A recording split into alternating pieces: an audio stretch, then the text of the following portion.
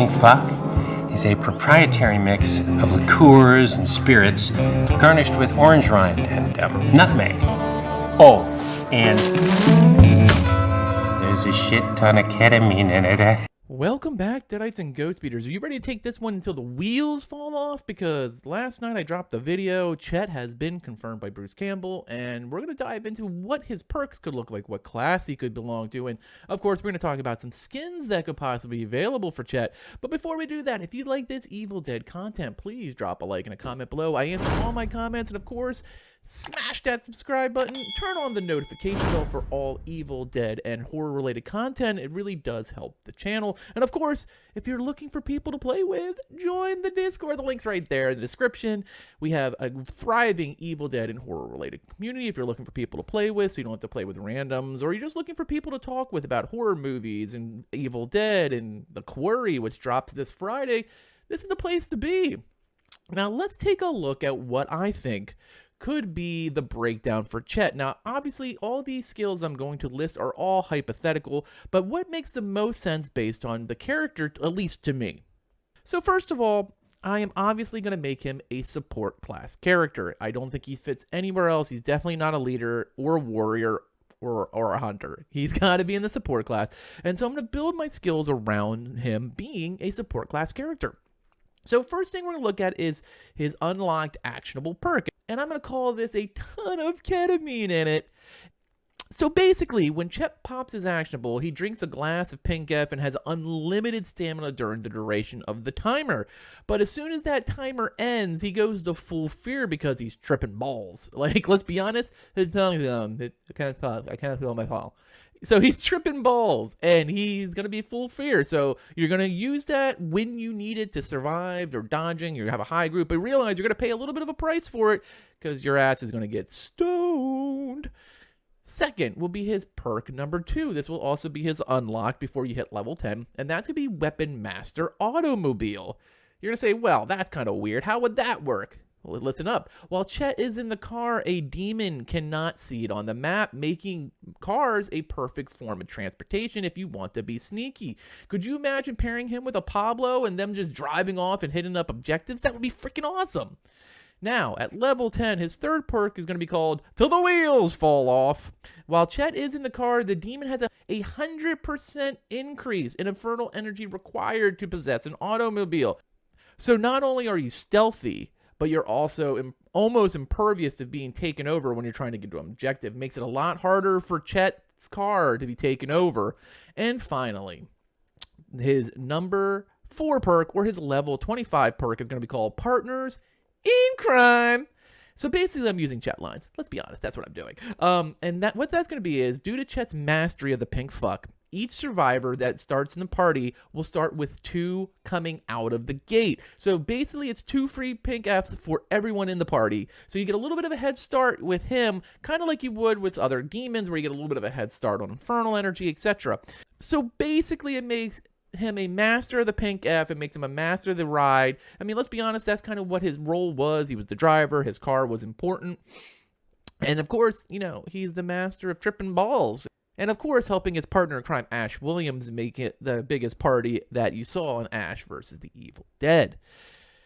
Now, finally, we're going to talk about skins, and I'm just going to get this the hell out of the way. We're going to do this first. I'm tired of talking about it. I'm tired of seeing messages about it, to be quite honest. I never thought this would snowball into what it is, but I'm going to have to address this giant elephant that just keeps hopping into the room of my chat. And let's talk about Hercules and Xena Skins. All right, we know Chet's coming. We know Ruby's coming. We know that Ash is already in the game. So that leads to 3 characters that were all in the Raimi Xenaverse. That's Atollicus, Ruby, and Joxer. So let's take a look at Ruby first. Let's just get her out of the way, because every video I do where I talk about Ruby, I see 3 to 4 to 5 comments on Xena Skins. So let's hop over to the skins. Now, obviously, the Hercules and Xena pack is going to have some really cool skins for Xena. Now, of course, this is on the pretense that Ruby is a survivor as well as a demon. And we're going to show a couple of pics here. Here's another one. And, it's kind of the classic look you would think of Xena. None of the more get-up outfits of Xena. There is other skins you could use from the series, but more of her classic look. And then, of course, we'll hop over to Atollicus. Now, I think he would probably make the most sense as AOD Ash due to the age that Bruce shot the scenes for Atollicus. And, of course, Army of Darkness. And, of course, we know we have Savini Ash for the Hunter. And we're going to be getting that revised Savini skin for everyone who didn't get the Collector's Edition. So I'm thinking these types of Atollicus skins would make the most sense if coming in for AOD Ash. Way too young to be Ash versus Evil Dead Ash. And he's a little too old to be Evil Dead 1 Ash. So I think that makes the most sense. It kind of leaves AOD and Hunter. And because of the Savini skin already going to Hunter Ash, I'm going to give it to AOD. I know he got some pre-order skins, but we're going to give him the Atollicus skin. So if you're looking to play Army of Darkness, you now can be the King of Thieves. And look how we just transitioned to Joxer the Mighty. Now, Joxer the Mighty was a fun character. He was terrible at battle, very fitting for a Ted Raimi character, but he had some of the great lines. And here's some Joxer skins. We can see him with Atollicus. We can see him solo. He appeared in both Hercules and Xena. He was always kind of a comedic relief. But that's not all. Let's look at possibility of Chet skins as well. If we're already looking at skins, we might as well look at Chet's. And the 3 skins I'd like to see for Chet, of course, starts with Dead Chet. Now, Dead Chet was seen at the flashback with Brock and Cheryl. And I think the dead, ghosty look would be really cool to add as a possible skin. Maybe even give it a little moonlit glow to it. Would be really cool, kind of Jedi-esque. we saw it. It exists. They were waving goodbye. They were all cool there. I would also like to see Cheryl get the same skin as well. And if they add Brock, I would love to see a full ghost set, just like I'm seeing the full Xena Hercules set for Ruby, Ash, and Chet. Now, also, there's some other skins I would like to see. So now, beyond Dead Chet, there's 2 other skins I'd love to see right off the bat. The first one we're going to call Sweater Chet. This is when he was hanging out in, Cheryl's old room, looking at her picture, and then eventually got killed by her.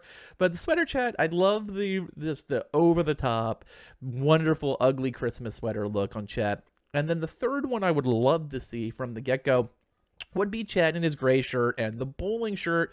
You can see it here where he's drunk outside when they were deciding who was going to drive. You can also see it a little bit clearer. It's a little bit lit up in the light. It's not as nearly as yellow, but I'm okay with if they did make it yellow. Either way would be really cool. And these are the skins I'd love to see get added to the game with Chet and Ruby.